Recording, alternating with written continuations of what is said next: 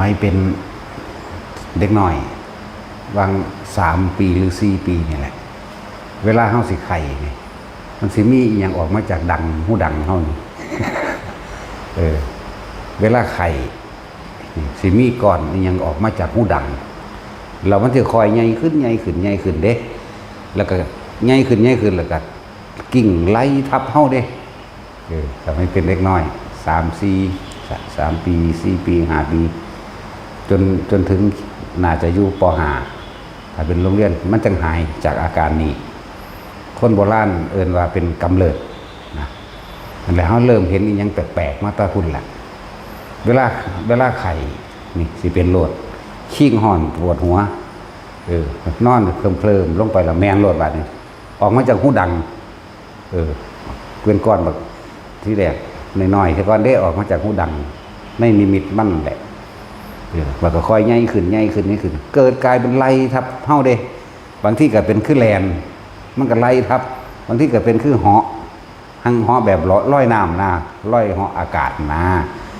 มันก็สิท่านมั่งบ่ท่านมั่งทางมั่งบ่ท่านมั่งจังซี่แหละเหือสัตว์ออกเบิดเป็นมาเรื่อยๆนะจังซี่นั่นแหละเริ่มแปลกๆประมาณ3 หรือ 4 ปีนี่เอาเว้าเท่าที่จำความได้มือหนึ่งน่าจะเป็นย่ำนี่แหละคือย่ำบักม่วงสุก ตะกี้บักม่วงมันมีหลากหลายพันธุ์เด้มีบักม่วงน้อยบักม่วงสอเราภาษานั่นว่ากับบักม่วงใหญ่คือบักม่วงแก้วมีเท่านี้คือสิออกไปเอาบักม่วงสุกน้ำหลวงปู่ ไปวัดน้ำยาดูนั่นเลยลึงหลวงปู่ไปเนี่ยไปกินขนมเด้ว่ามันไปเอาเนื้ออื่น กินขนมเดี๋ยวไปแต่ว่าบัดนี้น่าจะเป็น5 โมงแรงตะกี้วัดอยู่บ้านนั่นมันสิมีกกสนต้นสนใหญ่สนย่อยๆดอกใบมันนั่นเงาๆดอกนั่นแหละประมาณนั้นแหละ สิมีเปรตตนหนึ่งจักสิเปรตจริงหรือเปรตปลอมไม่รู้แต่ว่ามันจะเอาขาหอยที่แรกต้นนี่ก็ซื้อๆนี่ได้แต่ถ้าเปรตหอยลงมาแบบโกงลงมาจังสี่ได้บัดโกงมามันจะเอาขาพับมันนี่หอยไปทั้งทึ่งแล้วมันสิยืดลงมาแล้วเอาผมมันนั่นไหมเกี่ยวข้อเฮาไหม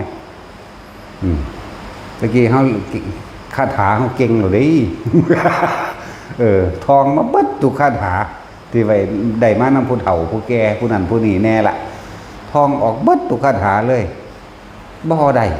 จักว่าล่ะแต่ว่าคำว่าพุทโธมันนึกขึ้นมาตัวพุทโธตัวเดียวเท่านั้นเด้เกี่ยวผี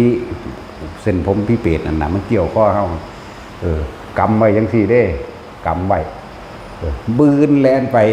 เอิ้นฮอดหลวงปู่พุ่นก็นั่งเสยอยู่ นั่งกอดเข้าขมออยู่หน้ามุกพุ่นก็เหลียวเห็นอยู่ดิบ่แม่นบ่เห็นหลวงปู่ซอยแน่แต่ว่ามันบ่ออกเสียงเข้าใจบ่มันบ่ออกเสียงเด้เอิ้นสุดเสียงมันแต่ว่าเสียงมันบ่ออกกระทองคาถานั่นคาถานี่แล้วอมสละแงงมึงกูแข่งกูบายเดกามึงกูขาเล็กตายมึงกูใบดวงตะวันปากกูห่อนเท่านั้นเท่านี้เว้าไปเป่าจังได มันก็บ่ได้คาถานี่ได้หลายคักแล้วเด้อเป็นมาแต่เด็กน้อยว่าอ่านหนังสือออกพุ่นเด้แต่ว่ามันจื้อได้ง่ายอยู่ซื่อผู้เฒ่าก็เฮามักไปเล่นน้ำผู้เฒ่าพ่อใหญ่อินสอนคาถานี่พ่อใหญ่หวดสอนคาถานี่พ่อใหญ่นี่สอนคาถานี่เด้จื้อได้เบิดไล่เบิดทุกคาถาเบิดคู่โอ้ยถึงได้ก็ได้เพราะตอนนั้นพุทโธเท่านั้นนึกพุทโธขึ้นมาเลยมันเบิดนะว่าเรียกว่าพุทโธเพราะแต่ว่าพุทโธเท่านั้นแหละเป็นพระพุทธชินราชแบบพระพุทธชินราชเหลืองอารามแบบไงสวยงามมาเลยเด้ตาจะว่าความเนียนความหนุ่มละมุนความสวยงามในภาพนั้นบ่มีหม่องใดทอในโลกนี่บ่มีเพราะถ้าแต่นึกพุทโธพระนั่นก็ปรากฏวืบขึ้นมาผีเปรตก็ปล่อยผมออกจากข้อเฮานี่เสียงอันต้นสนมันขึ้นเลยเด้ยืนตรงปุ๊บคือเก่าแล่นเข้าไปเพื่อหาหลวงปู่ระบาดนี่แปลว่าม่วงสุก ม่วงใหญ่ก็สิเขาเอิ้นม่วงใหญ่ม่วงแก้วนี่แหละ ดังสั้นแหละบัดมาบ่ได้ได้บาดนี่ให้เนียนมาทรงเกิดบ่ได้ท่านคำเด้อบ่ท่านได้คำนั่นแหละถ้ากะกาเบิ่งเอาเลย5 โมงกว่าไปหา6 โมงนะประมาณนี้เพราะว่าแกงๆเรียนกุนๆอยู่นี่นะอันนี้มาทรงเน้นบื้อนี่เน้นบื้อแน่เน้นอย่างละโคลินแน่หลายอยู่ดักหนูหล่อมันแหละให้มาทรงวิทย์หอดกลางบ้านหม่ำยังไงแล้วย่านอยู่ตะกี้บ่แม่นบ่ย่านเรื่องผีนี่ย่านอยู่มันเห็นดูมันเลยเศร้าย่านซื่อๆพอมานี่คือเว้าให้ฟังว่าเฮาก็บ่ได้ฝึกหัดอีหยังดอกแต่ว่าบาดมันสิเป็นมันเป็นบาดมันสิเห็นมันก็เห็นแต่ว่าเวลาไข่ยามใดที่เป็นโลดอันออกมาจากหูดังแล้วก้อนใหญ่ขึ้นแล้วกิ้งไล่ทับเฮานี่เป็นเรื่อยๆเป็นแนวจังซี่แต่ก็เฮือนมันใหญ่ไสหลังนั้นเฮือนโบราณหลังเก่าน่ะคนซุมื้อบ่เห็นแล้วเพราะเพิ่นมางแล้วมันก็มีหยังแปลกๆอยู่ในหั่นแหละกกตาลก็มีอยู่เฮือนนั่นแหละกกตาลนี่2 ต้นหรือ3 ต้นนี่แหละกกตาลผู้ใดก็ว่าเห็นเปรตยืนอยู่น้ำกกตาลนั่นน่ะแต่มันสิเปรตจริงหรือเปรตปลอมดอกอันนั้นก็ดีสำหรับผู้เห็นเฮาบ่ได้เห็นเป็นเปรตอันนี้ใหญ่ขึ้นมาแน่แล้วไปโรงเรียนแล้วบัดแต่ว่าจริงๆเห็นมานานแล้วบ่ว่าถ้าไปโรงเรียนทั้งเทื่อก็เข้าไปกินตำบักหุ่งน้ำเขาบักคกตะกี้เป็นคกไม้เด้บ่ได้แม่นคกเล็กแบบนี้เด้คกไม้นะก็ตำบุงล่างเขาเด้พวกแนวฝานบักหุ่งนี่เป็นบักหอยกิบจี้เคยเห็นบ่ที่เขาเจ้าฝนกลางมันน่ะฝานย่ำกับย่ำมันธรรมดาทั่วไปดอกแต่ก็ฝานแบบบักหอยจี้ตะกี้ว่าท่านได้มีสอนแบบดีๆคือเดี๋ยวนี้เด้มีตะบวงเท่านั้นเด้ตะกี้ ก็ไปกินตะบวงน้ำเขาแล้วก็ขวดกวาดน้ำกันก็กินแสบน้ำกันเด้อเห็นดูเขาก็เลยชินแต่ว่าเฮาบ่ได้เข้าใจว่าเป็นผีเด้มันก็คนคือเฮานี่เนาะแต่สิเว้า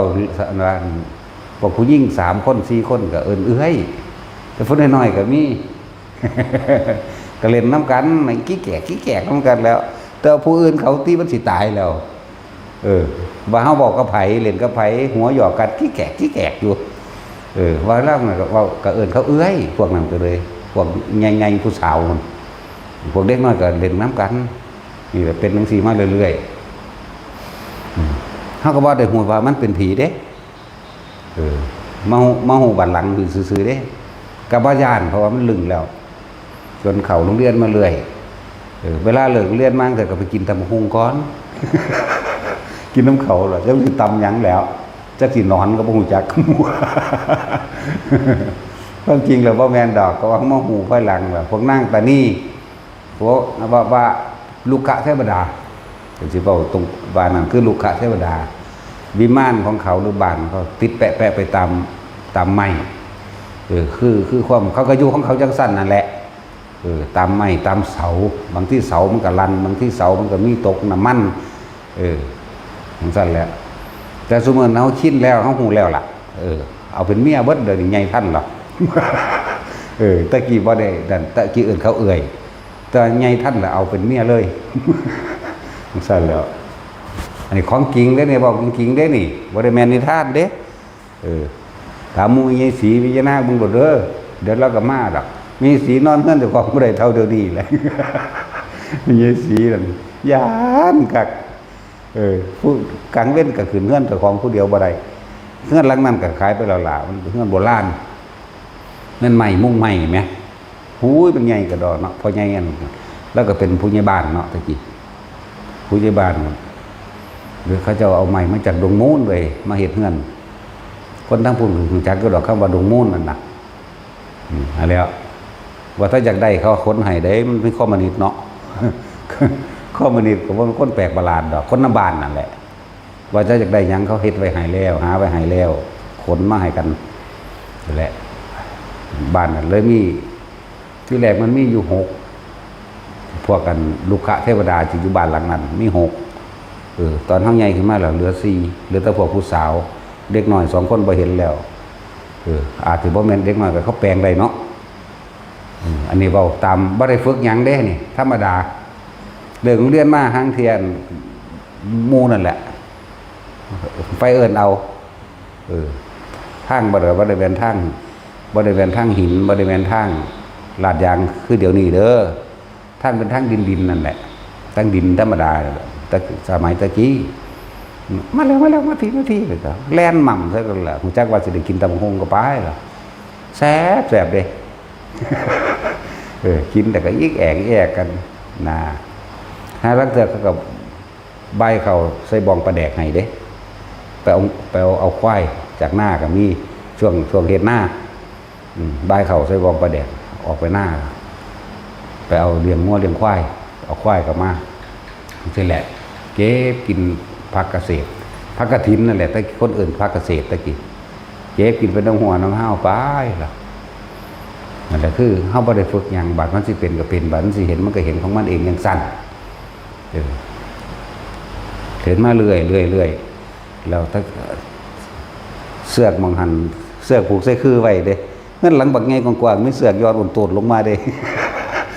เบิ่งบรรยากาศเด้อไม้แอมเขาเจ้าก็เป็นไม้แป้นยังไงสั้นเอาเด้เขาริมมันจังซี่แหมสั้นเขาริมไว้นะบ่แม่นแอมแบบนี้แอมตั้งไม่แต่แผ่นบักหนาๆใหม่กันจังสิไม้หยังแล้วไม้มะค่ามักยุ่งยังเพิ่นแล้วแล้วอยู่กลางเฮือนนี่สูงว่านี่มันเป็นคือสูงเลยเด้เป็นเสือกขาวใหญ่นะขาวบักใหญ่เด้ผูกมาคือเขาเจ้าสิเป็นหม่องยุกรรมคือเพราะว่ามันมีอันสี่เหลี่ยมเฮ็ดเป็นหม่องยุกรรมมันแหละแล้วก็มีก้อนเสาใหญ่ตั้งไว้อยู่หั่นอยู่คือเก่าอยู่กลางเฮือนนั่นแหละจังซั่นแล้วถ้าลังมือเสือกมันก็หอยอ้นโตดไปอ้นโตดมาเด้ทั้งที่บ่มีคนเด้นี่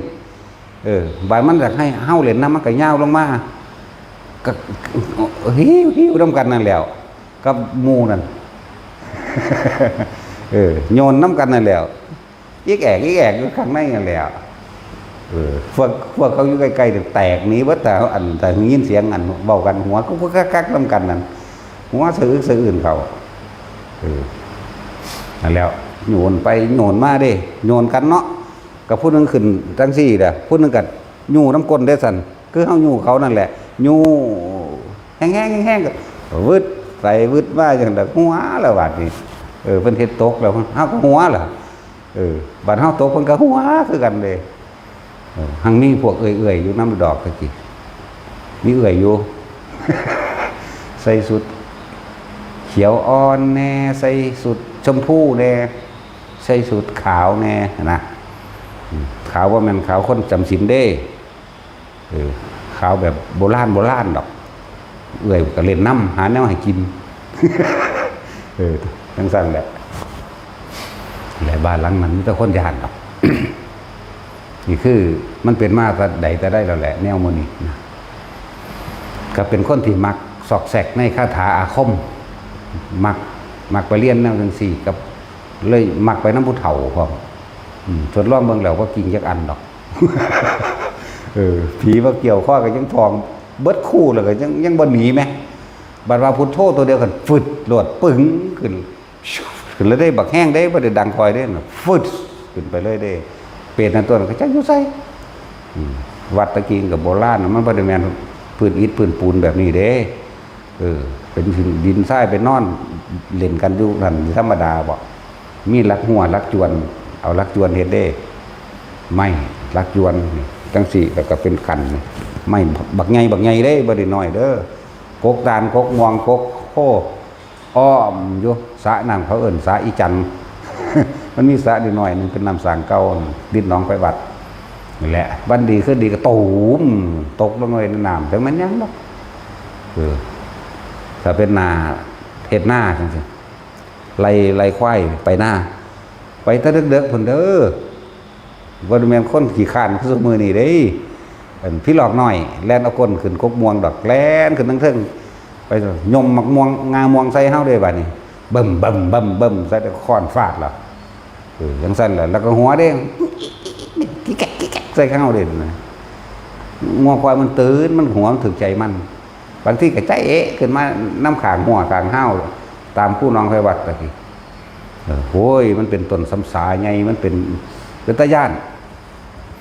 นั่นแหละโอ้ขึ้นหลังที่กว่าปี ฟันเท่าได้เลยดิเนาะที่จริงยังน่ารักอยู่เนาะพ่อปันกันเด็กกับนาโม กันว่านาโมเอาผู้ใดรอก็กันหลวงพ่อรอนาโม เขาเบิ่งตะเพิ่นบาดนอนหลับกันนั่นแหละ นั่นแหละแนวในจังซี่มันเห็นมานานเห็นตะโดนแล้วทางไปหน้ากับนี้66ทางขี่ตมโพยถ้าแม่นหน้าฝนก็จักน้ำบุญขึ้นมาแน่นั่นนี่แน่น้อยๆดอกมันเป็นน้ำฝนตกมากก็ไหลไปตามนั้นแล้วก็ของประหลาดยังก็ลัดทางก็มีขวาตุ่มลงมาก็มีเวลามันเป็นทางขี่ตมโพมันเกิดขึ้นหลังควายล่ะถ้าหลังเตือนมันหลอดน้ำหมักเล็บแมวบวิดมันก็ขาดอยู่ทั้งน้ำหมดเลยควายมันหินกินเนาะมันก็หม่นก็ไปถูตัวที่มันแล้วบานนี้ควายตัวนั้นก็ขี้ไล่อันเขาบ่ได้อยากมักมันจะเม็ดเด้หญ้าปั่นให้บอกน้องตอนนาปั่นให้ใหม่ๆเนี่ยโอ้โหมึงอย่าไปไกลมันนั่งไห้ทั้งจมเด้จมว่าควายขี้ไล่มึงอย่าไปไกลมันอีมันขี้ไล่กูบ่มักมันควายขี้ไล่เขาจะเอาขี้ซ้ำมาเลยโอ้ยทั้งไห้ทั้งขี้ศูนย์สร้างมันขี้ไล่ไหม เขามันลงมาอย่างสี่ได้พวกเจ้าหุ่นจักบ่เขามันคือโป่งซากลงมานะนั่นแหละควายขี้ไล่ตู่ตั้งดอนพร้อม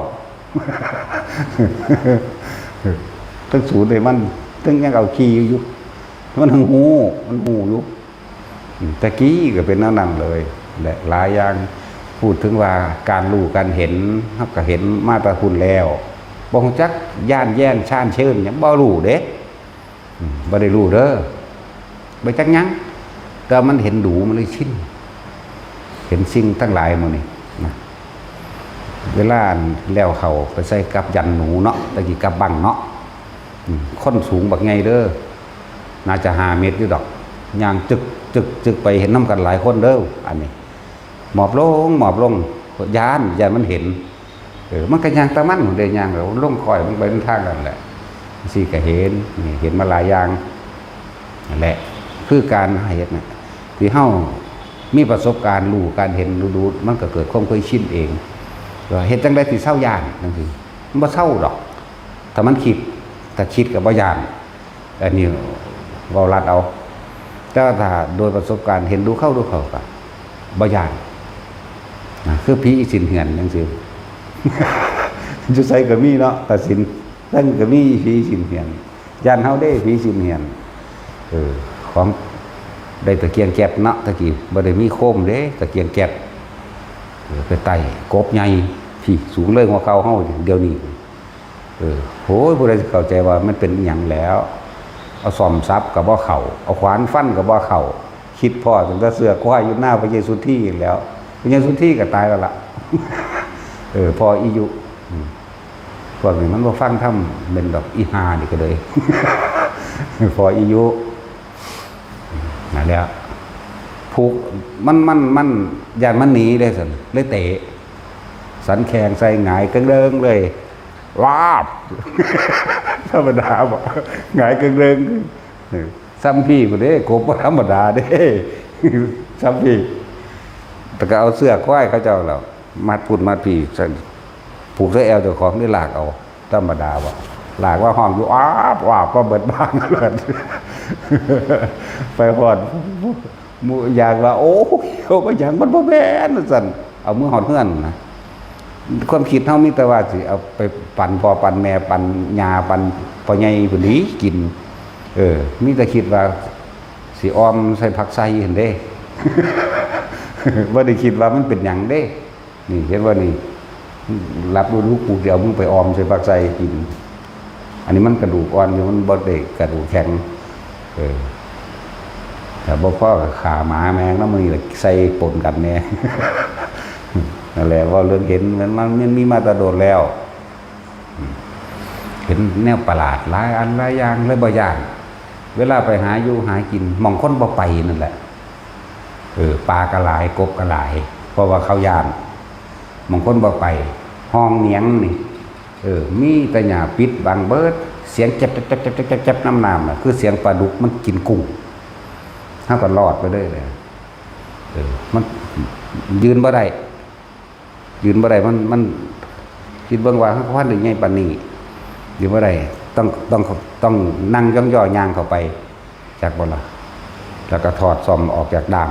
ซักเอาไปเลยล่ะพวกปลาดุกมันถ้ากินกุ้งเด้จับซักเอาแล้วแหละนั่นแหละมันหากินหมานเพราะว่าหยังมันได้หลายเพราะว่ามันไปหม่องคนบ่ไปหม่องคนย่างว่าดอนผีอีสินเหียงไปหม่องจังซั่นแล้วโอ้ยหาบมาแล้วแต่ละมื้อเนาะเพราะว่าสิปลาคอปลาดุกแล้วเอาแต่ปลาคักๆแล้วปลางามๆนั่นแหละงูก็พองูก็หากินไผกินมันเด้ล่ะงูก็บักหลายเด้งู3 เดือนเด้งูท่านบักใหญ่คือกันก็ข้ามมันไปมันบ่เห็นหยังเด้เฮาบ่ไปเหยียบมันบ่หยังก็ข้ามไปลองกันมันกำลังกินอยู่จังซี่เฮาก็ข้ามไปทางไหนจังซั่นแหละนั่นแหละพูดถึงความรู้ความเห็นอหยังต่างๆที่เคยเป็นมาผ่านมาต่อมาเวลามีครั้งนึงที่ไปนอนหนีบอยู่ซ่านน้ำหนองไผวัดน้ำนี่ใสเด้ตะกี้น้ำใสมีบัวแดงบัวยังเต็มน้ำใสนอนเมบอยู่เด้นี่นอนเมบเบิ่งน้ำจังซี่แหละจักมันเป็นแนวใดแล้วน้ำก็เคยคอยเป็นระยิบระยับเขาเด้ระยิบที่แรกเป็นคือซ่านน้ำพระร้อยไปซะก่อนเป็นไปเฮาปล่อยอารมณ์เด้อเว้าที่หลังดอกแต่มันคือเคลิ้มไปเลยปล่อยไปเลยแหมน้ำบ่ค่อยเป็นระยิบระยับก็เกิดกลายเป็นทรงกลมขึ้นมาเด้บ่แม่นวงเป็นทรงเป็นยุบยับเหลื่อมหยาบมานะตะไคร้พึกน่ะลักษณะนั่นแหละใสติ้งขึ้นมาเขาเดี๋ยวหายปุ๊บมันเกิดกลายเป็นรูปอันนั้นรูปอันนี้ขึ้นมาให้เฮาเห็นหลายอันหลายอย่างแต่ว่าบ่ฮู้จักว่ามันคือหยังเข้าใจว่าเจ้าของนอนหลับฝันไปเป็นครั้งที่1ครั้ง2 3 4 5เป็นจน6 7 8 9 10เทื่อพุ่นล่ะว่าก็ไปเฮ็ดอยู่คือเก่าล่ะต่อมาคือการเฮาที่ไปเคยควรคิดถึงมันคิดถึงอันเก่านั่นแหมจักว่ามันเป็นอยู่วาง6หรือ7เทื่อต่อมาบ่ได้ไปเมียบอยู่น้ำคือเก่าเด้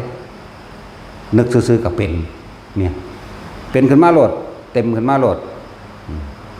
ทั้งหน้าเฮานี่แหละแล้วมันก็เป็นรูปนั้นตรงนี้ต่อมามันเฮาคิดจะเห็นหยังก็เห็นมันก็แสดงในภาพนั่นแหละแสดงในตัวนั้นนี่ลักษณะนั้นไปมุ่งหญ้าไปเกี่ยวหญ้าให้หลวงปู่เกี่ยวหญ้าหลวงปู่อยู่วัดอันโคงน้องเสือกวัดไอ้ซุมื้อนี้เอิ้นวัดหยังล่ะหม่องผีปราสาทโคงน้องเสือกก็อยู่มาแล้วลืมซื้อแล้วไปเกี่ยวหญ้าให้เพิ่นไปตัดไม้ให้เพิ่นไปเด่นให้เพิ่นฮ้อนเนาะล่ะเพิ่นว่าฝนตกคือสิดีเนาะเฮาไปนึกถึงตอนฝนตกอีหลีเด้ก่อนสิฟ้าอันนึงแลนมาแล้วตกลงนี่คือมันเป็นมาแตะพุ่นแล้วเด้อแต่ว่าบ่ฮู้จักว่ามันคือหยังเป็นมานานแล้วเป็นจังซั่นทางบ่จักนั่นแหละนึกว่าฝนตกเด้สิ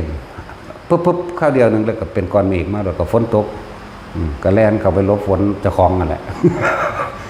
ตกก้อนเดียวตกบางหันแหละเพิ่นก็บ่ลงได้ล่ะเพิ่นก็บ่ลงเพิ่นก็อยู่ข้างบนคือเก่า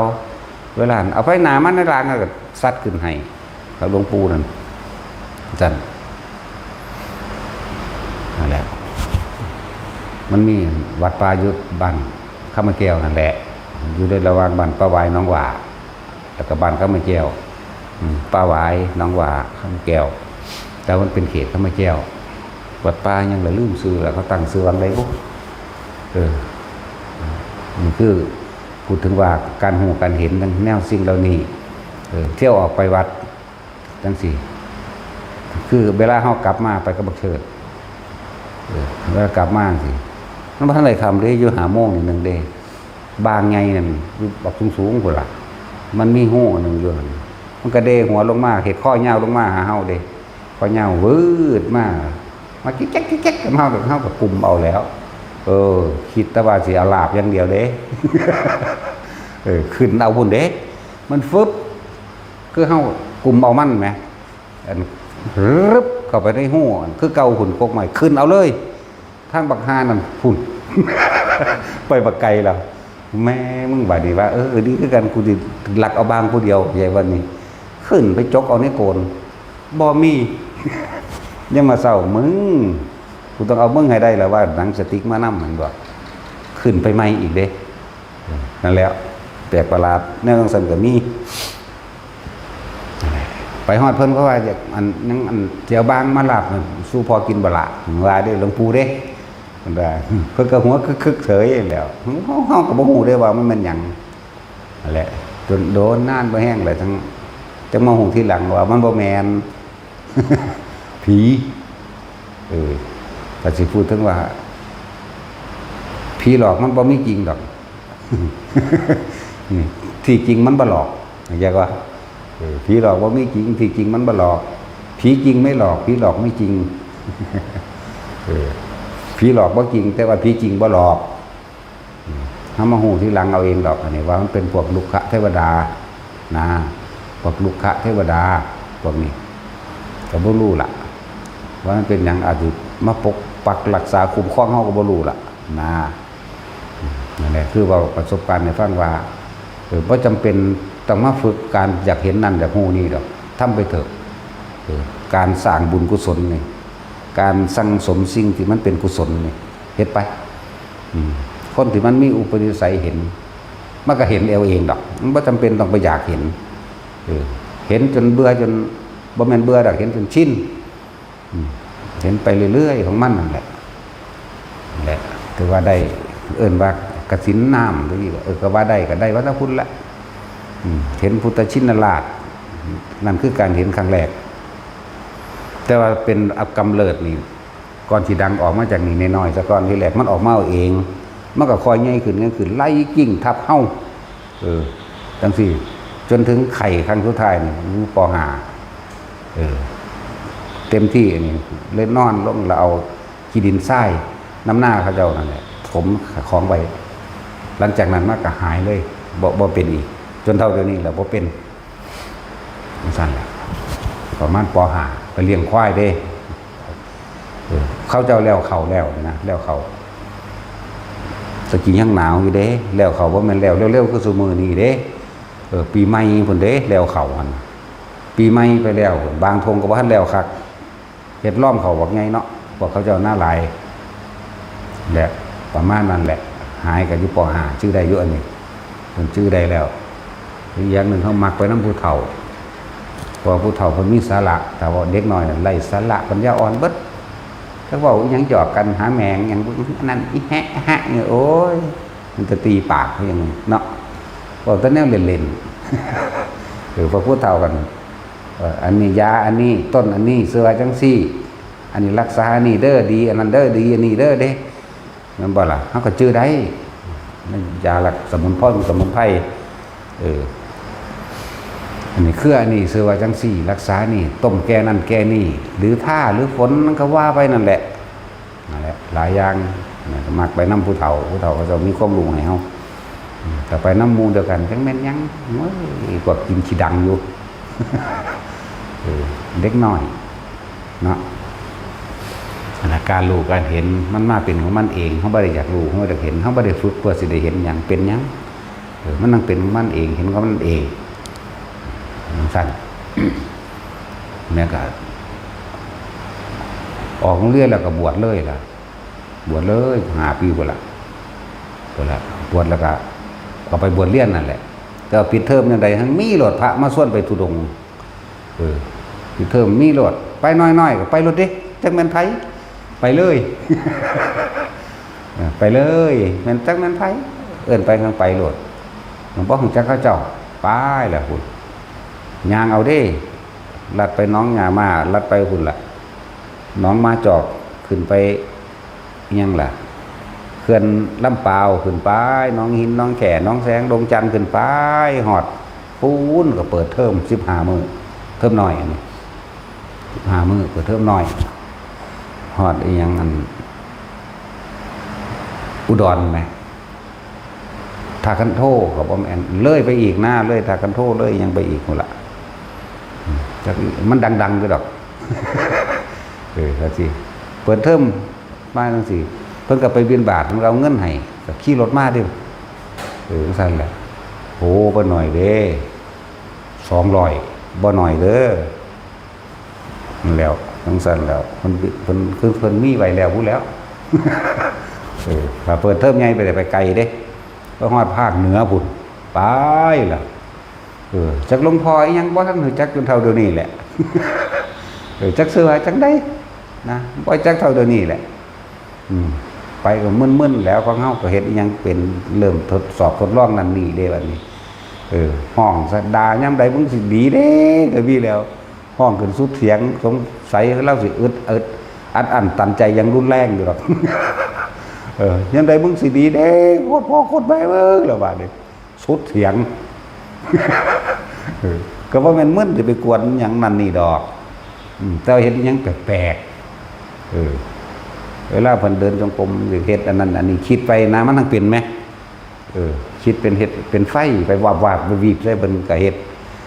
เฮ็ดเป็นฝนตกก็เฮ็ดนะมันคิดไปซื่อๆมันทั้งเป็นแหมเฮาบ่ได้ฮู้ว่ามันเป็นนำเฮาคิดเด้ทดลองเบิ่งนะหลวงพ่อนี่เฮ็ดหยังอยู่นอก็เดินจงกรมงอกๆอยู่เฮ็ดแนวไปแต่กี้คนสิรู้จักคำว่าไปจาดกันบ่เด้อไปเฮ็ดอีหยังก่อนก็รู้ตุ๊บนะไปจาดเนี่ยเพิ่นตกใจขึ้นนะที่เพิ่นแล้วก็ผู้เฒ่าเดินจงกรมเก่งคือหยังนี่แล้วไปเฮ็ดตุ๊บใส่น่ะนะเฮ็ดนึกไปซื่อๆให้มันเป็นก้อนขาวๆอุ้มๆๆไปมันก็ไปแหมไปเฮ็ดตุ๊บใส่เพิ่นนั่นแหละห้องขึ้นสุดเสียงยามใดมึงสิไปเด้โคตรพ่อโคตรแม่เบิ่นมีเบิดนั่นแหล้วสารพัดอันนี้ที่เทอมใหญ่มันได้ไปมันเป็นเดือนเดือน15 มื้อพุ่นเด้ไปโดนอันนี้แต่ว่าจักไผพาไปทางไปว่าจักซื้อเพิ่นดอกเท่าเดี๋ยวนี้แหละยังอยู่ผู้นึงเดียวนี้พ่อฮู้จักอยู่เดียวนี้เพิ่นคือสิหนุ่มกว่าหมู่ตอนนั้นเพิ่นสิ40กว่าละตอนนี้90กว่าแล้วยังอยู่ผู้เดียวเดี๋ยวนี้เก่งคาถาขนาดมึงเอากระปูอีหลีบอกโอ้มึงเล่นกูตะเว้นแท้น้อยๆเจ้าย่านบ้านแหมควายมันหลงงูมันคำมันแงกๆก็ว่าโอ้เอากูตะเว้นแท้เนาะก็ว่าควายธรรมดานี่หรือว่าแม่นควายผีหรอกมันหลงงูแต่นกกดห้องอูดขึ้นมาอีกแล้วน้อยว่าเด้โอ้ยยังแม่นหยังแต่ว่าต้องย่านเด้อข่อยมีคาถาดีอยู่ซั่นเฮาได้กว่านั้นอีกได้ก็เพิ่นของเฮาได้แต่เป็นเด็กน้อยพุ่นเนาะทางเธอเพิ่นเว้าบ่จบมันก็บอกไงเด้โอ้ยเจ้าก็ฮู้บ่ว่าเด้มีเบิดอิหยังก็เลยเป่านั่นเป่านี่ก็ว่าเด้บ่เศร้าหรอกมันเศร้าเอาเองเพราะมันเป่าเป็นเดือนพุ่นเนาะเรียกว่ามันบ่เศร้าหรอกนะนั่นแล้วมีเบิดแล้วหลวงปู่อันนี้เดี๋ยวนี้เพิ่นยังมีชีวิตอยู่น้องมันตายไปแล้วพวกนั้นเนี่ยคือพูดถึงว่าบ่จำเป็นต้องมาฝึกเพื่อให้รู้ให้เห็นหยังเด้อขอให้เห็นความรู้สึกตัวเองเถิดบาดมันสิเป็นทั้งเป็นดอกอันของแปลกประหลาดหรือของแถมก็เอิ้นของแถมตะกี้ของแถมยังมีต่างๆเรียกว่าของแถมเบิดมันเป็นอำนาจสมาธิซื่อๆดอกเห็นจริงแต่มันไม่มีอยู่จริงแต่ว่าเห็นจริงอยู่แต่ว่ามันบ่จริงดอกอันนี้โอ้ยสวยงามสิเว้าคือเรื่องเห็นพระพุทธรูปจังซี่คือจังเฮาเห็นพระพุทธเจ้าที่ลอยลงมาก็คือภาพที่เฮาเฮ็ดไว้อยู่เดี๋ยวนี้แหละจักบ่ลอยลงมาเนี่ยภาพยืนนั่นน่ะที่แรกมันเป็นคือดวงจันทร์2 ดวงมันเป็นพระจันทร์เต็มดวงพอกำลังขึ้นจังซี่แต่นี่ก็มีคือดวงจันทร์อีกดวงนึงข้างคู่กันเด้ซั่นแต่ว่าลอยลงมาหาเฮานี่แหม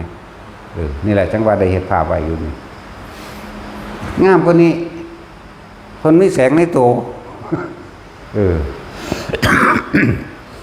ภาพนี้มันของเฮาเฮ็ดเฮาเอาตัวเฮาเฮ็ดด้วยอันนี้ มันสิไปเอาหยังมางามคือเพิ่นนี่ภาพยืนนี่เด้อก็เอาผ้านี่แหละมาเฮ็ดจังซี่ซื่อๆเด้เออ เอาตัวของเฮ็ดแล้วเด้นั่นมันจื้อได้คือเก่าเด้มันบ่ลืมเลยเว้าเดี๋ยวนี้ก็เห็นเดี๋ยวนี้เด้นี่อันที่เว้ามานี่นั่นแหละเพิ่นลอยลงมาแต่ว่าในเรือนร่างกายของเพิ่นที่เฮาเห็นเนียนตาบ่แสบบ่เหลื่อมมันยังนิ่มนวลที่สุดเลยซึ่งบ่อาจสามารถที่สิจับอันใดหนึ่งมาเทียบได้นะบ้าโดนเติบอยู่เด้ว่าประมาณ5 นาทีพุ่นเด้จ้องกันอยู่จังซั่นบ่เว้าแต่ว่าเฮาก็รู้สึกว่ามันคือจังหยุดโลกไปเลยแหมตอนนั้นนะแต่สิว่า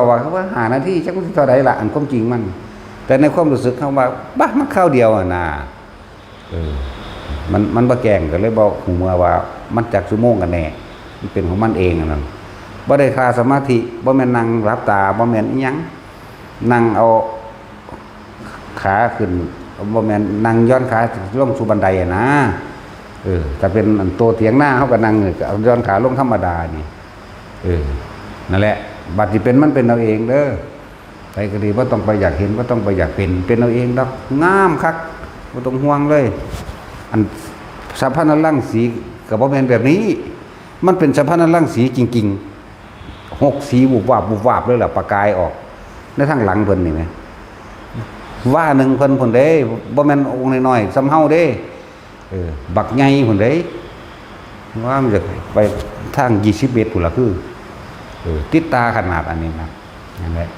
หังบ่เว้าแล้วก็ค่อยๆเลื่อนขึ้นไปได้บัดนั่นแหละหายไปพูดเรื่องเห็นนะมื้อนี้พูดเรื่องเห็นที่ประทับใจมันลืมบ่เป็นดอกแต่ว่าไปถูดงถูป่านั่นเยอะแยะอันนี้เห็นนั่นน่ะไปน้ำเพิ่นนั่นน่ะจักสิจริงบ่จริงแล้วจูงเฮาแล่นดึงเฮาแล่นปานเฮาบ่เป็นคือวาวนี่บ่มีน้ำหนัก แล่นเป็นลมกลุ่มอีปูเขาที่กลางตรงหน้าเป่าหัวลงไปโอ้ยพี่จับขาคอย ธรรมดาบ่ไปทกขาขึ้นมาจากลุมอีปู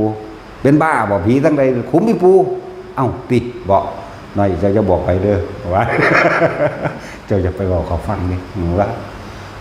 เข้าไปในบ้านได้บัดหลวงพ่อพูดได้ไป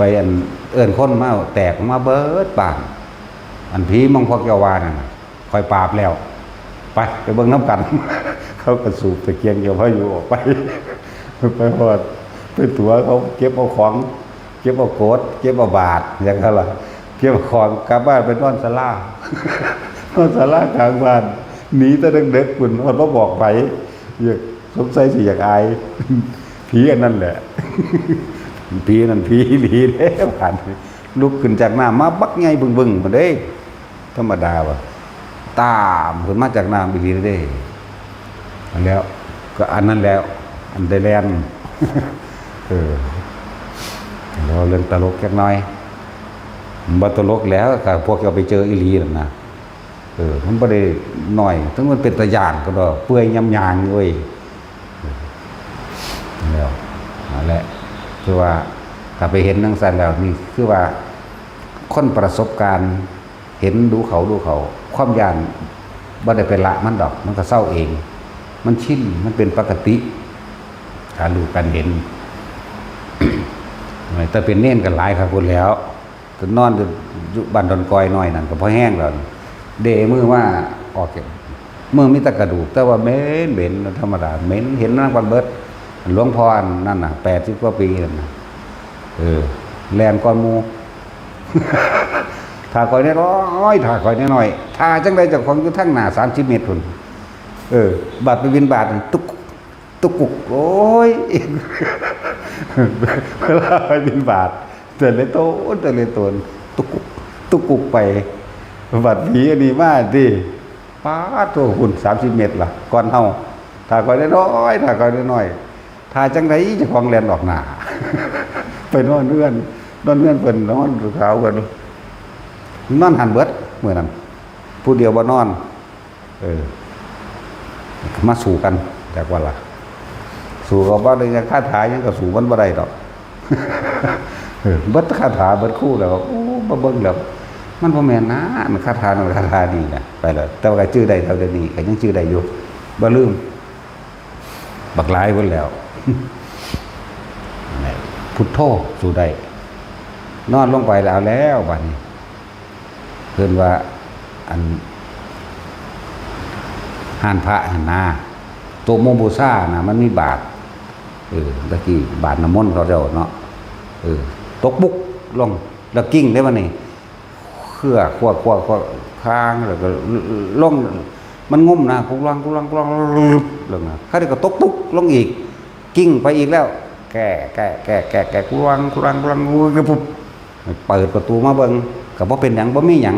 บาทก็อยู่คือเก่ายังก็อยู่คือเก่า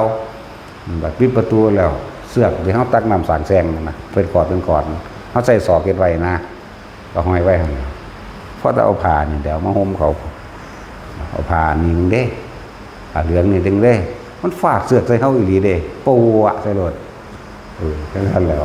ฟาด2 ตัว 3 ตัวศูนย์ตัวลุกขึ้นท่าตีกันเลยหมดแล้วศูนย์เป็นพยานยานได้รู้มันหยังได้แล้วนะยานทั้งอดเอานั่นแหละหลายอย่างอยู่ดอกการแก้ความยานคือเห็นดูเอาตาชินแต่เจ้าจากเศร้ายานเจ้าก็ขึ้นไปทั้งผู้นี่ก็ได้ นี่ขึ้นไปดีรถขึ้นไปเห็นดูเข้าก็เศร้าถึงตัวมันสิได้เศร้ามันสิได้เผาปุ๊บโอ้ยอยู่น้ำหนีก็เอาปันใดเด้อยู่ทั้งผู้นี่หางมันเป็นหมาบางไงเพียงหัวเฮาขนาดมันนั่งเด้น่ะผู้ใดก็สิเข้าใจตัวหมามันนั่งขามันก็ค้ำขึ้นอยู่นึงเท่าเลยอยู่ตาผิดซ้ำกำปั่นตาแดงครึ่งอยู่อ้าปากแค่คือมันเลียวลิ้นออกมาทั้งขางฮ่าวันนี้โอ้ยกูเหยียบข้อไปนี่โดดเด้บ่ได้ว่าเด้ก็ย่างพากันไปเลยก็บ่เป็นหยังเลยล่ะมันว่าแม่นผีหลอกว่าจริงดอกผีจริงมันว่าได้หลอก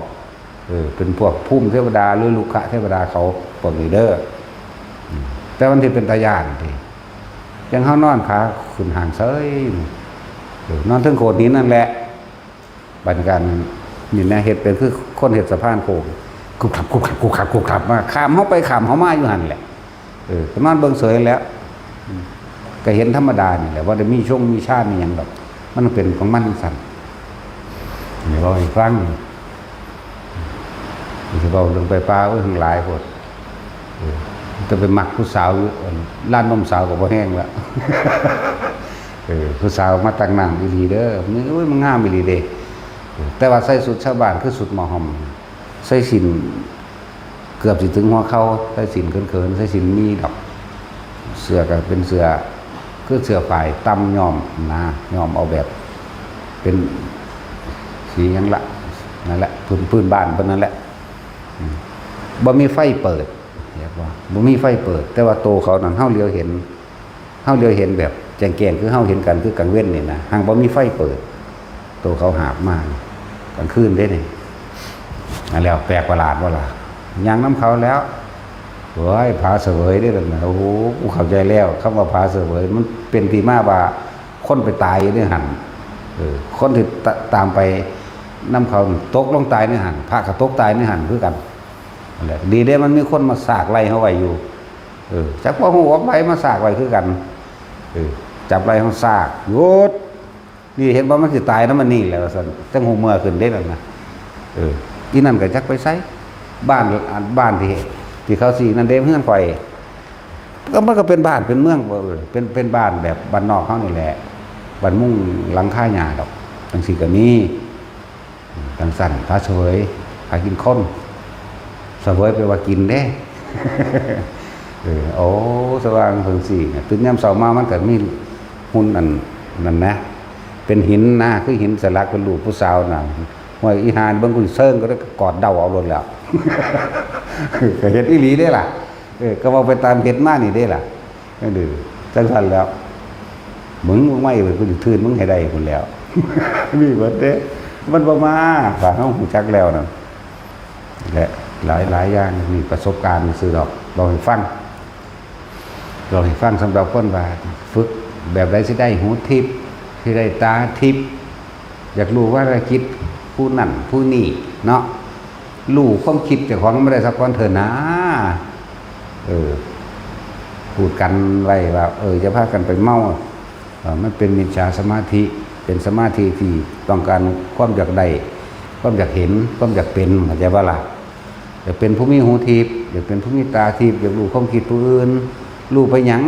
แต่ต้องความคิดเจ้าของกันควบคุมบ่ได้แล้วจะไปควบคุมความคิดผู้อื่นเป็นหยังเนาะจะไปรู้อีหยังความคิดเจ้าของยังบ่รู้มองมันพาเกิดพาตายแท้ๆความคิดเจ้าของนี่นึงเด้นั่นแหละ สั่งสมไปเถอะยังกะสร้างมันสู่อานาปานสติบ่ได้ดอกเฮามาอยู่ได้หยุดได้ก็เพราะว่าอานาปานสติตะกี้ซ้ำสินึกไปใส่มันก็ไปได้เบิดนี่ไม่แต่บุญวายมีแต่อยากไปก็อยากไปนั่นซั่นแหละจะมาควบคุมตัวเองได้เฮ็ดเป็นเบิดนั่นแหละหลายอันหลายอย่างเดี๋ยวมาลงอีพ่อใหญ่บัวตัวเพิ่นว่าถ้ามึงออกจากหูดังมึงก็แสดงว่ามึงแก่ใหญ่ที่ทุกข์มึงก็ไปเกิดหม่องใหม่ซื่อถ้ามึงอยู่ในหูดังใดนั่นแหละมันจังสิเศร้าเพิ่นว่านั่นแล้วบ่ได้สอนหลายบ่ได้เว้าดูแบบนี้เด้เฮาก็ย่านเพราะเฮาอยู่ จักว่าย่านแนวใดดอกว่ามีแต่ไปแง่ย่านอยู่ไปแง่ให้ศูนย์จังได้ฟังแปลกประหลาดถ้าวานเทวดาผีไม่มีจริงหรอกกันซัดไปเองบางกันโคตรพ่อโคตรแม่มึงยังเวลาไปเลยได้การแต่จังสันคืนแล้ว คืนแล้ววันได้ฟังแล้ววันนี้เงี้ยหูฟังดีๆเขาคนตาบอดตาถั่วมันจะหาเห็นอะไรไปละบาท ก็เฮานั่นแหละแง่ประสันบ่ได้ฟังย่านอยู่หังแง่ประสันบ่ได้ฟังเพิ่นกระเทศเรียบๆเพิ่นเนาะเพิ่นก็บ่คอยเว้าแนวประหลาดตั้งแต่เพิ่นนั่งเก่งครับทางหูเห็นอย่างหลายอย่างนั่นแหละเลยบอกว่าสมาธิเพื่อความอยากได้หูทิพย์ตาทิพย์เพื่อความอยากเห็นนั่นนี่เป็นมิจฉาสมาธิเด้อสมาธิเพื่อความอยากไงจังสิสมาธิเพื่อฤทธิ์เพื่อเดชเป็นมิจฉาเบิดเด้อเจ้าก็ต้องไปนั่นมันดอกอยู่กับลมหายใจตัวเองเถอะควบคุมลมมันไม่ได้เถอะคือเพิ่นเว้าเพิ่นบ่ได้สอนหลายเด้ถ้ามึงออกจากลมมึงใหญ่มึงทุกข์มึงไปเกิดใหม่ถ้ามึงอยู่ในลมใดมึงยังสิบ่เป็นบ่ทุกข์นั่นแม่นของเพิ่นเด้แล้วก็สอนย่อๆอีกเด้ลมนี่อย่าไปตามเข้าอย่าไปตามออกถ้ามันเป็นมนวนแต่อยู่ในโพรงหูดังอยู่ในหูดังมึงอย่าเลยหูดังนะเพราะในซ้ำนี้นึงได้ล่ะมันก็พ่อเข้าใจอยู่ได้บาดตั้งแต่กี้จังแม่นยังถ้าได้กระสางปั๊บไปละไปหูนั่นไปเห็นนี่ละเทวดาอินพ่มป้าเห็นเบิดนั่นแหละแต่บ่ฟังความเพลินได้ที่แรกเลยถึกแสบไปกับกกหูทั้งนี้เหลือกันเนี่ยสุดเอวทั้งที่ฉันเศร้าหลวงปู่หมันเด้ว่าฝันเอาซะเมื่อนั้นได้มือที่เก็บคือเฮาบ่นอนเลยจากวันคือพยายามที่จับลมตลอดให้มีความรู้สึกตัวว่าสารคืออดนอนเลยนี่เจ็บมือว่ากินพร้อมตั้งทายนี่เด้จนว่ามันซ่าเครื่องโตมันได้ทายนี่ก็เลยซ่าอยู่เครื่องโตแต่บ่ที่ความจริงเขาบ่ได้อยู่ในความรู้สึกโตพูดเห็นนั่นเห็นนี่ก็ไปน้ำเขาล่ะคุณผู้เขาขั้นธรรมะเป็นไรนอเห็นเป็นไปเล่นน้ำกินนร่งกินนารีไปพูดแล้วว่าท่านที่บอกว่าพอไพ่น้ำก็สร้างหน่อยท่อโปรตีนเท่านี่ก็มีเล่นน้ำยุบทั้งสี่ก็มีว่าท่านบอกเรื่องกิเลนเรื่องกิเลนเรื่องมังกรพวกไพ่น้ำสร้างสีเขียวก็มีสีชมพูก็มีสร้างน้อยสร้างใหญ่มีเบิดเด้สร้างนี่ยังหายใจในน้ำก็ได้ขัดจับขึ้นมาโดนบ่ได้คือป่าเนี่ยต้องเฝ้าลงไปเด้ทั้งสี่ก็มีนั่นแหละเล่นไปตลาดแต่ละอย่างอย่างสั่นปลาหิมพานต์มันเป็นทั้งใดก็คิดไปมันก็ไปหมดเลยล่ะไปแบบฝันนั่นแหละแต่ทางหูเมื่ออยู่ดอกมีสติรู้ดีอยู่จำได้เบิดนั่นแหละที่ไปมา มังกรเป็นจังใดกิเลนเป็นจังใดก็เบิ่งไปกินนารีมีกิ่งบ่ก็มีก็เห็นจังซั่นแหละบ่แม่นเกิดจากหมกม่วงอิหยังดอกแต่เฮาเห็นก็เป็นโตโลดเป็นคนมีปีกจังซี่นะแต่สิจริงบ่จริงหรอกเด้อเห็นจริงอยู่แต่ว่ามันบ่จริงก็พอล่ะนั่นแหละเล่นจังซั่นซุมื้อแต่ฮู้อยู่ว่าบ่นอนแห่งบ่อยู่ในความรู้สึกโตเด้อฟังดีๆเด้อพวกฮู้เห็นนั่นนี่ก็ดี หรือบ่ฮู้เห็นก็สร้างแต่ว่าความคิดเกิดอยู่เลยบ่ต่างกันเด้อนั่นแหละ ว่าบ่นอนซั่นมานอนเป็นหมูเป็นหมาตายอยู่นี่บอกกันว่าขึ้นเคียงให้เขาซับขาดเบิดนะไปเขากกหูทั้งนี้จุดนี้สะเดิดขึ้นเลยบิดลาวอ้าวเลยเอากระจกน้อยๆมันมีกระจกสำหรับไว้แต่แง่งคนหนวดน้อยๆดอกแกออกจากแป้งพับเอาไหม แกเอาออกจากแป้งพับไหมแกเอานั่นมาอะไรเอาไปนั่งไว้แต่แง่งคนหนวดคนเข้าแง่งเบิ่งแม่นอีหลีเด้เป็นคู่แดงคืงเลยขึ้นฮอดนี่จนอยู่กับลมได้มันจังหายแปลกขนาดมันคิดให้มันเก็บได้มันก็เก็บเด้ กับความรู้สึกนั่นกับความรู้สึกนี่มันแปลกประหลาดจังว่ามันจื้อได้ตลอดเลยจังว่าหยังล่ะหลวงปู่มันอันนี้ซึ่งส่วนเฮาบ่ค่อยฝันเห็นเพิ่นดอกนานๆจังสิเห็นเทื่อนึงฝันแต่ว่าได้เรื่องทุกที่ วิตแนวลายๆทางว่าแม่นลายมันเป็นเรื่องดีนั่นแหละ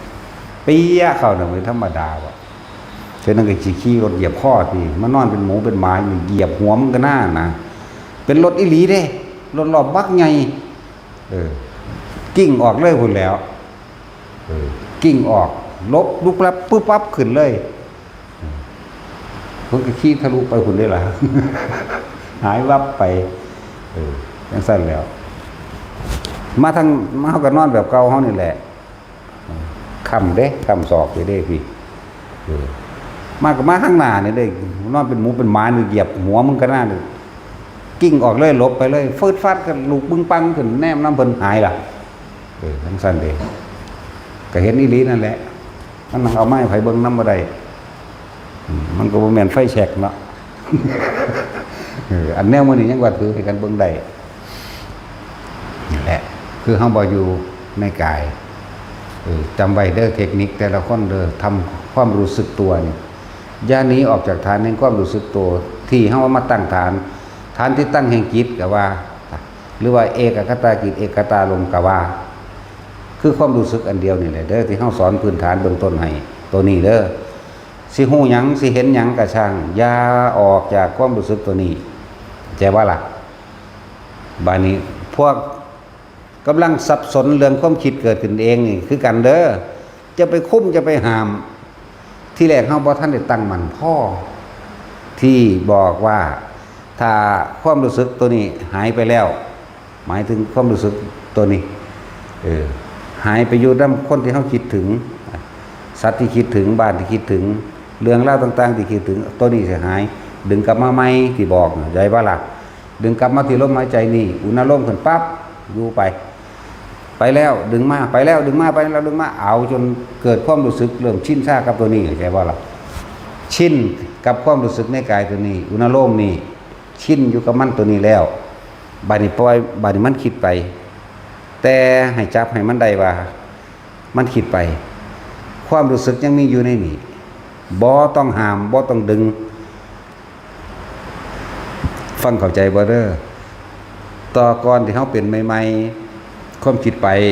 เกิดความรู้สึกอยู่กับคนที่เฮาคิดถึงตัวนี้สิหายเข้าใจบ่ดึงกลับมาความรู้สึกก็ขึ้นเหมือนเดิมคิดไปอีกแล้วตัวนี้หายดึงกลับมาคิดไปแล้วตัวนี้หายดึงกลับมาต่อมาคิดไปแล้วแต่ว่าตัวนี้บ่หายความรู้สึกนี่บ่หายบ่ต้องดึงแล้วก็บ่ต้องห้ามความคิดนี่หลายองค์พระเฮาเดินนี่ที่เป็นอยู่เดินนี่กำลังสับสนอยู่ว่าคิดแต่แนวซัวๆเร็วๆก็อนุสัยของคนมาจากความเลวนั่นแหละคิดประมาทผู้นั้นผู้นี้จับผิดผู้อื่นแต่โดยเฉพาะกับครูบาอาจารย์นี่โอ้ยหนักกว่าหมู่เห็นบ่ล่ะโดยเฉพาะกับดูถูกครูบาอาจารย์นี่แหละ บางเตียก็บอกบ่ม่วนนั่นกิริยามารยาทแน่นต้องว่าไปมันก็คิดเอาเองผู้เดียวมันนั่นแหละแต่ว่าจะเรื่องว่าความคิดนี่เป็นความคิดที่มันปรุงขึ้นมาเฮ็ดให้เฮากังวลเฮ็ดให้เฮาอยากห้ามแล้วมันสิโทษเจ้าของมั่งเดี๋ยวส่วนมากบ่โทษเจ้าของโทษผู้อื่นแล้วก็เริ่มจับได้แล้วก็เริ่มโทษเจ้าของได้นั่นเริ่มเห็นแล้วเข้าใจบ่เริ่มโทษเจ้าของว่ามึงเป็นไผมึงสิไปว่าเพิ่นนั่นแหละเริ่มโทษเจ้าของลักษณะนั้น ต่อไปถ้าผู้ใดกระช่างที่มีความรู้สึกอยู่ในหน้าผากนี้ถึงความคิดมันสิคิดไล่กระช่างจากอย่าห้ามแต่ให้จับความรู้สึกนี้เด้อบ่ต้องห้ามบ่ต้องดึงกลับมาแต่ว่าเบิ่งความรู้สึกอยู่นี่อยู่ความคิดไปเลยปัญญาแทรกซ้อนในหันความคิดบ่แม่นของเฮาความคิดบ่แสอยู่จังซั่นความคิดเป็นความเกิดดับแค่นั้นมันบ่ได้คิดแต่เรื่องเดียวคิดเรื่องนี้เฮาสิเริ่มทันความคิดได้บัดนี้จากบัดนี้เฮาสิเริ่มทันมันได้บัดนี้นั่นแหละความคิดนั้นเลยถูกรู้อยู่พี่คิดไปอ๋อ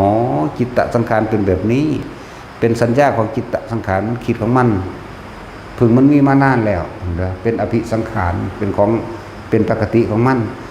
ของเฮาอยู่พี่ความรู้สึกตัวย่านี้ออกจากความรู้สึกตัวเจอไว้แต่มันเป็นหลายอยู่เดี๋ยวนี้แต่ว่าโดยส่วนมากมันมาดูถูกกูนี่ล่ะเงินว่าล่ะดูถูกหาแม่สู้บ่ที่จริงมันบ่แม่นเขาตั้งใจเป็นใช่วะที่จริงมันบ่ได้เป็นเขาตั้งใจเป็นเขาตั้งใจคิดบ่แม่นมันเป็นเองของมันคิดเองเฮาเลยไปสอดแทรกมันเข้าใจบ่เลยมีเจตนาเข้าไปบวกเพราะว่ามันบ่ทันเจตนาคือห้ามบ่ให้คิดเจตนาก็ว่าเจ้าของมั่งอันนี้นั่งนะหรือบางคนจากนี้ก็เลยก็มีเด้แต่อย่าไปเสือความคิดเจ้าของเด้อนี่บอกว่าอย่าเสือความคิดเจ้าของแล้วก็อย่าเสือความคิดผู้อื่นพร้อมเป็นว่ามื้อนั้นเทศอยู่พากันเข้าใจสัมบ่ปุ๊แต่ว่าให้รู้สึกตัวอยู่เฉยๆรู้อยู่เฉยๆเลยรู้หยังรู้สึกตัวนี่เด้อย่าไปแทรกแซงอีกอันนึงคือจังเพิ่นว่าส่งจิตออกนอกเห็นว่าจะไปซอยมันคิดอย่าไปเสริมเจตนากับมันมันสิเกิดอารมณ์บางคนก็ท้อแท้น้อยใจบางคนก็ยิ้มย่องบางคนก็ดูถูกเย่อหยิ่งมีเบิดเด้นั่นคือมันเป็นเอาเองของมันเด้อเฮาบ่ได้เป็นนั่นแหละบอกว่าย่านี้ออกจากความรู้สึกตัวย่านี้ออกจากฐานแห่งผู้รู้นี่ฐานแห่งผู้รู้ก็ว่าฐานที่ตั้งแห่งจิตก็ว่าจิตกับผู้รู้กับจิตอยู่ตรงนี้นั่นเป็นอาการของจิตคือความคิดบ่ล่ะเนี่ยคือพยายามบอกไปหลายๆศัพท์ให้ทุกคนเข้าใจอาการของจิตของมันเป็นลักษณะของมันมึงสิคิดไปได้คิดโลดบัดนี้กูอยู่นี่เดี๋ยวมันจะหมดคิดของมันเองคิดจนหมดคิดพระอรหันต์ยังคิดมากจังว่าคิดไปคิดมาเบิดคิดเข้าใจว่าล่ะมันคิดมากคิดหลายที่แรกกันคิดไปคิดมากไปเบิดความคิดสิ้นคิดจังว่าล่ะทั้งแม่นหลวงตาศิลป์อันนี้เว้าโดยทั่วไปเว้าหลวงตาศิลป์ก็เว้านั่นแหละเขาเจ้าเลือกฉายานั้นมาใส่เสืออสังขตธรรมไม่คิดปรุงแต่งในสิ่งทั้งหลายทั้งปวงในความอยากได้และอยากเป็นส่วนคิดกิจกรรมการงานคิดอยู่แต่ไม่มีอารมณ์แทรกซ้อนอยู่ในที่นั่นหมายความว่าคือจังเฮาเฮ็ดส่วมนี่มันแล้วมื้ออื่นเด้อบ่มีกำหนดเข้าใจบ่นี่ปล่อยไปเลยเฮ็ดได้สำใดหมดเวลาแล้วคำแล้วก็แล้วไปเลยบ่คิดต่อนี่เปรียบเทียบอีกอันนึงให้ฟังเข้าใจง่ายๆเฮาสิบ่กำหนดคือเฮาบ่มีเจตนาเฮาบ่มีจุดหมายเฮาบ่มีความหวังเข้าใจบ่นี่โหเว้าสูงแท้ ก็บ่สูงบ่ต่ำเด้เพราะว่าเว้าในสิ่งที่มันบ่มีไม่มีและไม่เป็นตัวเฮาไปเฮ็ดกุฏิเฮ็ดส้วมเอาขุดส้วมมื้อนี้บ่ต้องไปเร่งก็ขุดไปเรื่อยๆนั่นแหละเมื่อเวลาทำกิจวัตรของเฮาก็มาคือเก่าแต่ว่าบ่ไปกังวลบ่ไปห่วงแหมหูแล้วท่านบ่น้องมื้ออื่นนี่บ่แม่นแบบนั้นเด้อแต่นี่แหละสิบอกว่าคิดกิจการงานก็เป็นธรรมดาคิดธรรมดาแต่ว่าบ่มีอารมณ์อยู่ในหันที่มันบ่มีอารมณ์เพราะว่าเฮาบ่มีเจตนาเฮาบ่ไปตั้งหวังเฮาบ่ไปกำหนดว่า จะต้องเสร็จภายในวันที่1ที่2เข้าใจว่านี่นั่นแหละทำแล้วปล่อยหนีออกเลย แต่จงอยู่กับความรู้สึกตัวให้ได้หลายองค์หลายที่มันอยู่กับความรู้สึกตัวมันได้ตลอด24ชั่วโมงมันแม้กระทั่งหลับเป็นเรื่องของกายรู้เป็นเรื่องของจิตเป็นผู้รู้จากบาลาแม้กระทั่งหลับผู้เบิดนั่นแหละจนเกิดความไว้ชินแล้วมันปล่อยทั้งเบิดรู้ก็ได้ว่ารู้ก็ได้เบิดรู้ ถือว่าเป็นได้ละและพระเฮาเนี่ยเป็นหลายๆนี่มันบ่ทันแต่ท่านความคิดปล่อยมันคิดเด้อบัดนี้เด้อปล่อยมันไปเลยความคิดนั่นบ่เป็นเฮาเด้เมื่อไหร่ที่เราเข้าไปแทรกแซงหรือไปเจตนาจงใจกับมันนั่นแหละจึงเป็นเราเกิดเขาขึ้นมาทันทีเด้อแต่มีสิ่งหนึ่งที่บอกว่าให้ยึดตัวนี้ไว้ทำความรู้สึกอยู่กลางหน้าผากไว้ดีๆรอดผู้อยู่หัวก็อยู่เด้อเดี๋ยวสิเว้าบ่ครบบ่ถ้วนดีอยู่นี่ก็อยู่หัวก็อยู่หน้าอกก็อยู่ท้องก็อยู่เด้อความรู้สึกในกายนี่จุดใดจุดหนึ่งเอิ้นว่าฐานที่ตั้งแห่งจิตก็ว่าสำคัญมากเด้อตัวนี้เด้อส่วนความคิดมันสิเกิดไปเลยแต่กูนี่ความรู้สึกอยู่นี่สิบอกว่าเถอะซอยมันคิดเบิ่งดูซอยมันเท่ามันหังบ่ไปซ้ำก็ยังมีเด้อยากบ่ล่ะนั่นแหละคิดไปเรื่อยเวลามันเบิดคิดมันบึบเองดอกหน้าว่างไปเบิดแต่ว่ามีอยู่เด้โอ้พอรู้รับนั้น